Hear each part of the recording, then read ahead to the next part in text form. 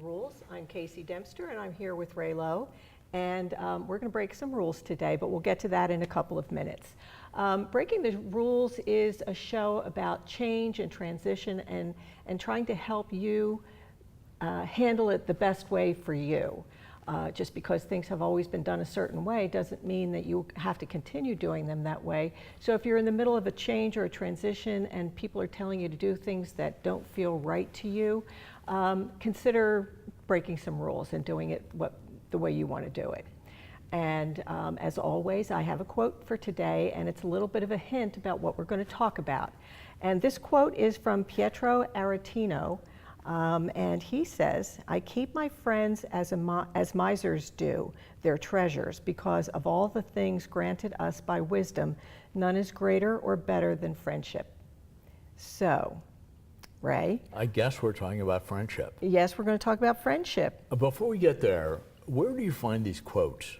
I spend hours scouring the internet. I mean, I don't think I've ever heard of Pietro over here. Neither have I. Sometimes I look them up, sometimes I don't. However, the quote is wonderful, okay? So anyway, today we're going to talk about friends. Yes. And I'm glad that we're here, just you and I, to talk about this. We've been friends for a long time. Yes, we have. Okay, so what we're doing is we're trying a new event, Yes. technique, concept, whatever. And it's very near and dear to your heart. It is, and I think it's extremely important. And we call it our Friends Connection. And we're going to go on later and talk a little bit about the Travel Connection too, which is related to the Friends Connection. You know, you can't help yourself. You always jump ahead.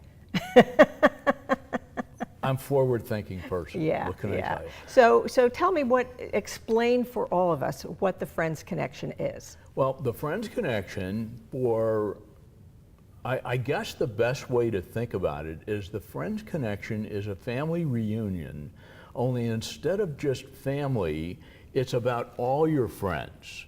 And the beauty of it is that you, as a potential participant, will have this all done for you. So all you have to decide is, do I want to go, and which friends do I want to bring with me? And from that point on, the party is set. Okay. And friends are like your chosen family.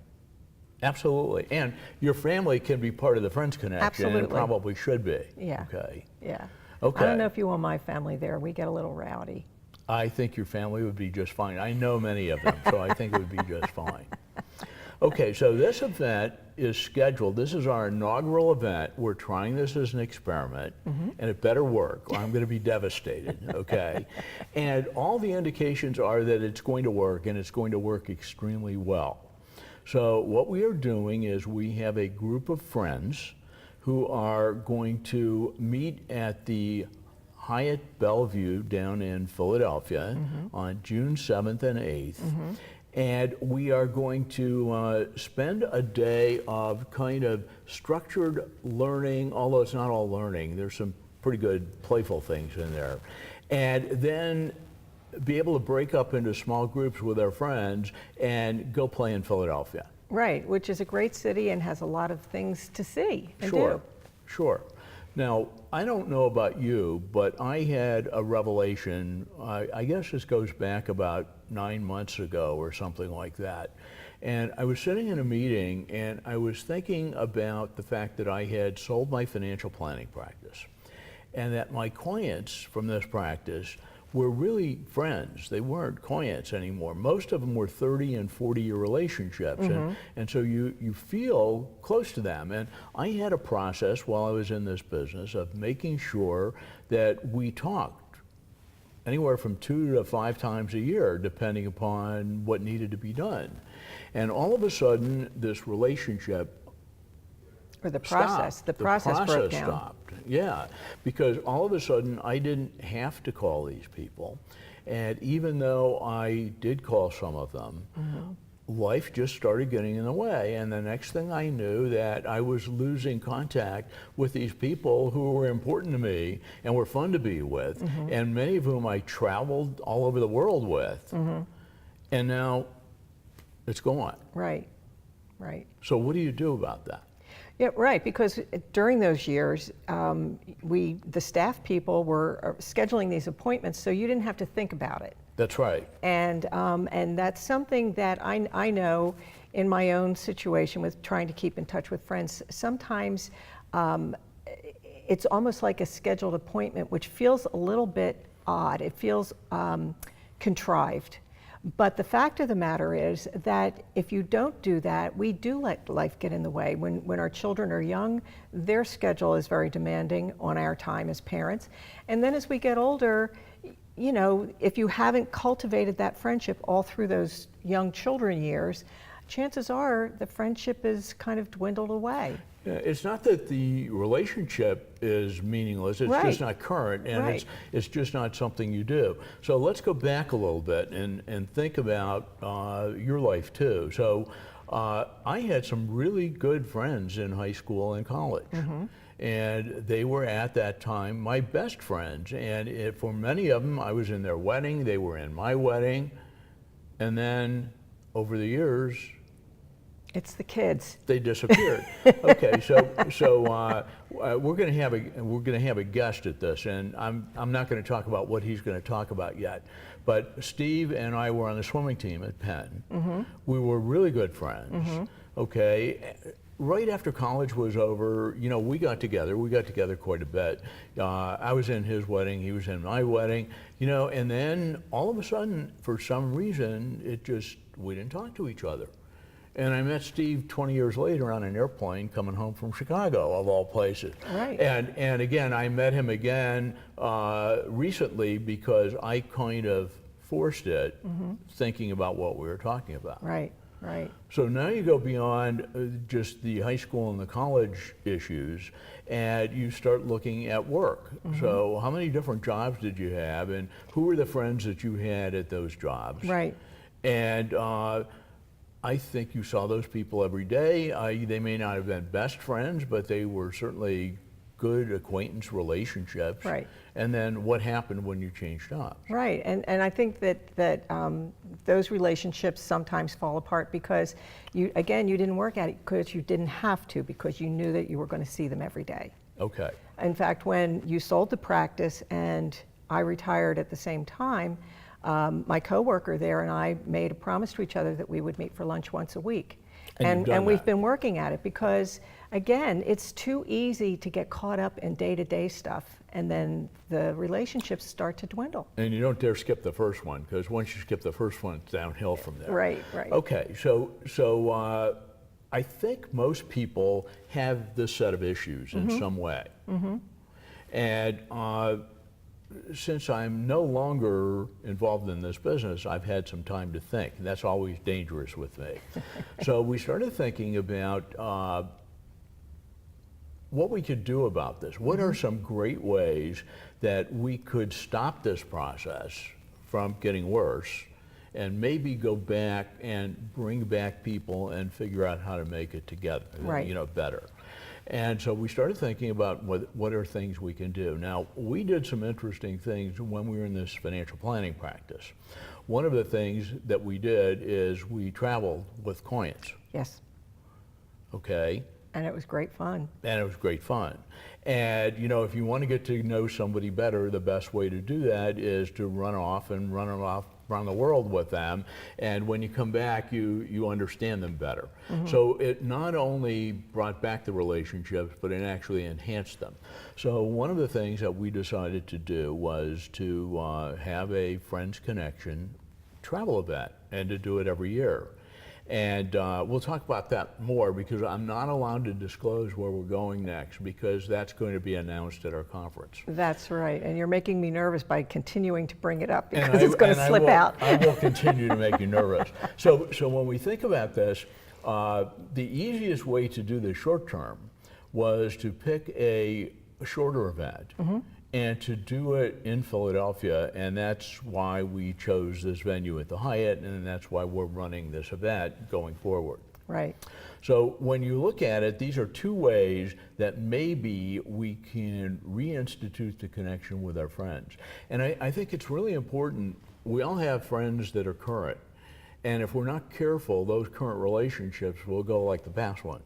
That's true. Okay. That's true. And I think the great thing about the Friends Connection, the way we have it laid out, and we'll talk about the agenda later, but you mentioned that it's a chance to, get together and network, but also for learning. And the learning's not something like a seminar or classes necessarily. It's about lifestyle things, and we're going to be introducing people that are doing interesting things, much like we do here on the show. And so that we can expose our friends to these if they haven't been able to see some of the shows that we've done. And so I think that's, and we are going to give them one great tool, which is our 90-day planning tool, but we're not going to talk about that. Okay, so let's think again about this importance of friendships. We all kind of know that friends are important. Mm-hmm. We all kind of know that it's important to not let them get away. It's also important to find new ones. Yes. So there were a couple of other things that I pondered in my old age over here, and one was how long we're going to live. And if you let me tell this story real quickly about the old geezer that I met at one of my swimming events, and I'll shorten this really fast. But here was a guy who was competing at age 103 in crazy events like the shot put and discus and everything else. Not something that you expect of a 103-year-old. Yeah, well, what if we live to be 100 years old, and what if we're in good shape? Mm-hmm. And where are our friends? Are they gone? Do we have to have new ones in here? And one other issue that comes up too is what happens when two people become one person? You mean a couple? A couple, yeah. Okay. So, either somebody dies and we have a widower left, a divorce occurs, whatever it is, and they no longer fit in the way they used to fit in with their group of friends. Mm-hmm. So how can we create a couple of events where nobody ever feels out of place? Right. And this is what we're trying to do. Right, right. So I think that gets us into the theory of it, although there's probably more that we can think about later. And I think after our break is over, mm-hmm. what we're going to do is we're going to come back and talk about how we organize this particular event. Because it's okay to reconnect with friends, but also you got to be a little careful, because what happens if you don't like them anymore? Oh, okay. Don't be silly. And well, you go away on vacation for 2 weeks or something like that, and you're hanging out with people that aren't any fun. Okay. So the events have to be structured in a way that we can handle that too. That's right. So on that note, we'll go to a break, and we'll come back in a couple of minutes, and we'll talk about the actual agenda of the Friends Connection so that you can get an idea of what we're planning to do. So don't go away.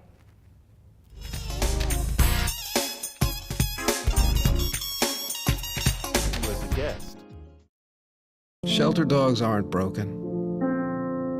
They've simply experienced more life. If they were human, we would call them wise. They would be the ones with tales to tell and stories to write.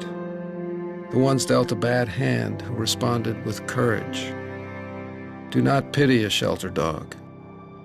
Adopt one.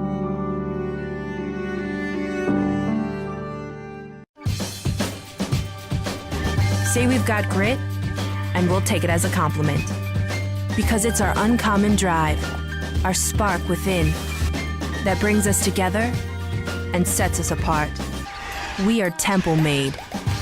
And when others take shortcuts, when others take breaks, when others take the easy way, we take charge. Add us on social media to watch bloopers, behind-the-scenes footage, previews, and more.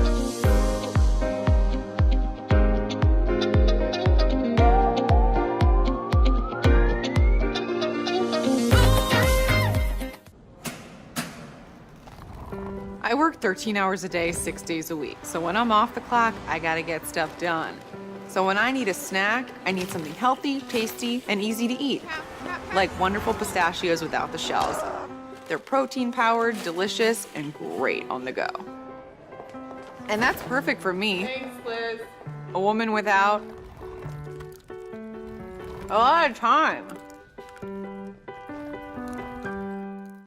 Whether you're a gourmet cook or just want to eat like one, visit Rostelli Market Fresh, your home for the freshest, locally sourced ingredients to please everyone who loves great food. Our organic meats, quality seafood, and free-range poultry are cut fresh to order. Chefs create culinary-inspired prep foods made fresh every day, which pair nicely with our vast selection of fine wines and spirits. Choose from handmade pastas, artisan cheeses, organic produce, and grocery items, all from the finest purveyors. Rostelli Market Fresh, from our family to yours.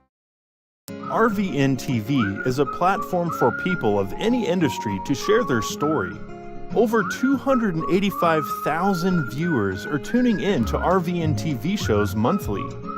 We guarantee a great experience that you'll be sharing with everyone you know while increasing your personal and company's brand awareness. But what is your brand? According to Forbes, it's a combination of your logo, your product, your design and feel, and your personality. Did you know that aside from being a guest, we offer even more opportunity to boost your brand? Adding your company logo and website on screen during your interview will allow viewers to recognize your brand instantly. Incorporating images and video clips is another great way to showcase your product during your live segment. Let viewers see how good you really are. And most importantly, there's you and your interview. For less than the cost of a newspaper, direct mail, or a magazine ad, you can leave our studio and within 48 hours have a permanent digital copy of your live segment to link to your social media, embed into your company website, or use in email marketing. Investing in your brand is so very important, and we can't wait.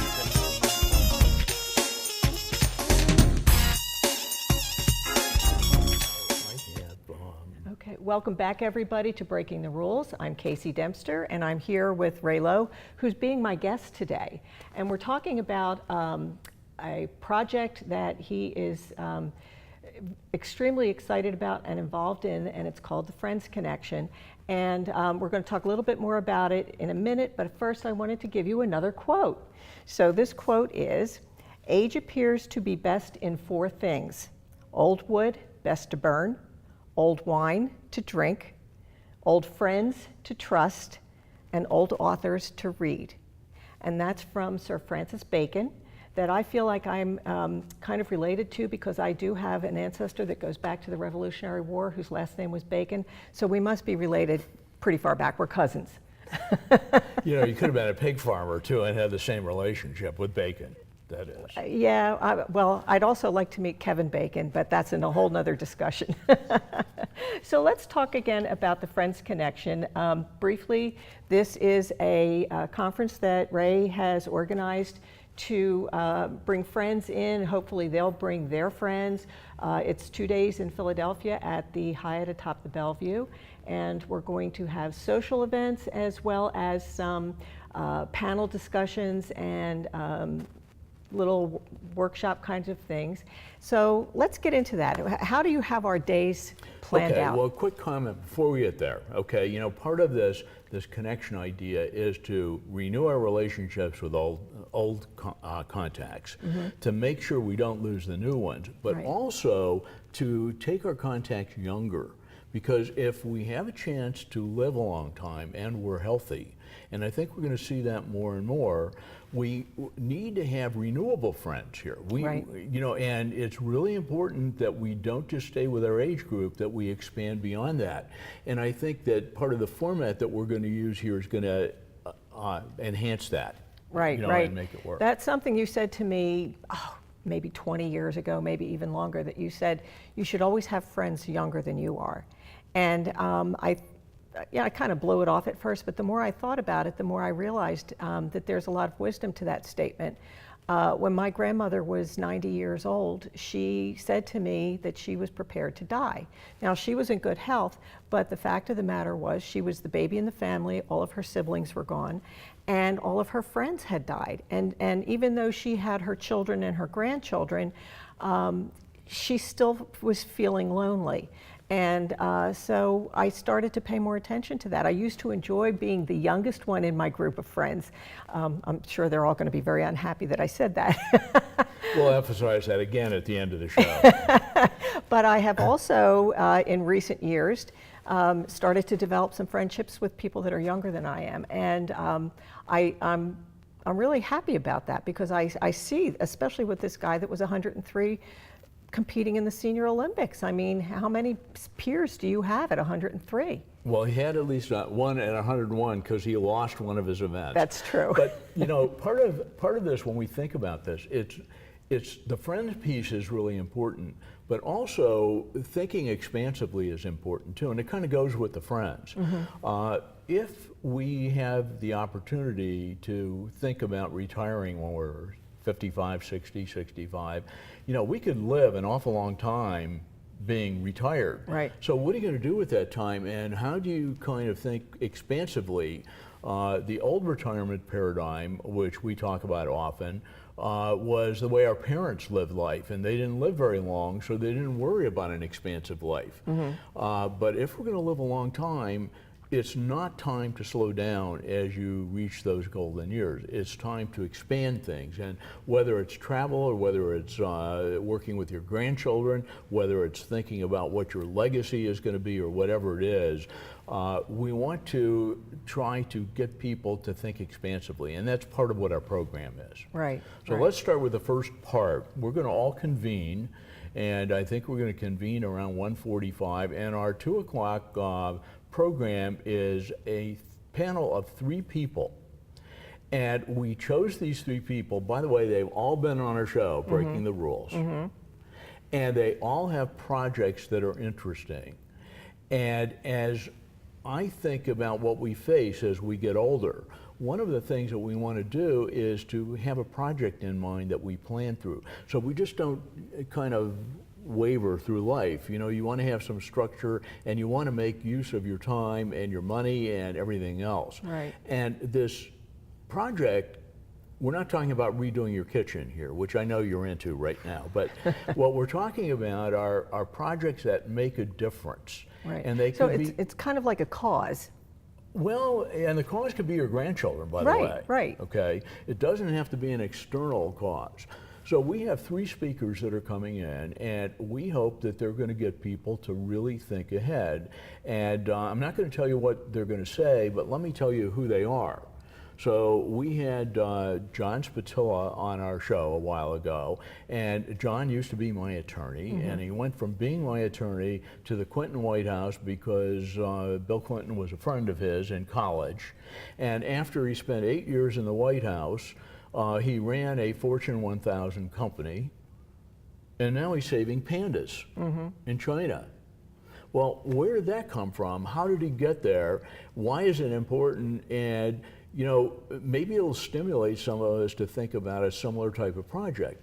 We also have his brother Jim coming on, and Jim's been on our show too. Right. And Jim is a professor at Drexel. He's a chair of a department, and he's saving sea turtles in Costa Rica. And he did some amazing things where he took a project that dealt with science, the science of animals on the beach, and found out that it was being blocked because people were building on the beach. So that project morphed into a political project, which morphed into a finance project, and now kind of an administrative project. But it's effective, and it's still there, and he's doing exciting things. Right. And then we have Laurel, who will be on our show, and Laurel, on a trip to Israel that I think she was somewhat pushed into by her mother, came back and got all excited. We're going to let her tell you what it was, but she realized that all of a sudden she had special skills that she had developed over life, and she could do something about this. So she took a historical piece and is creating a movie, and she's got the contacts from her days as a reporter, and from her movie contacts in Hollywood and the time that she spent on CNN. It's just fascinating how this has morphed into something. Right. And you know what, Ray? You talked so much that we've used up our show time. You're kidding me. No. So I don't even have time to tell the rest, so stay tuned. Right. We'll get it to you. Right. And we'll go from there. That's right. So thank you everybody for joining us. We hope you got some excitement going about the Friends Connection.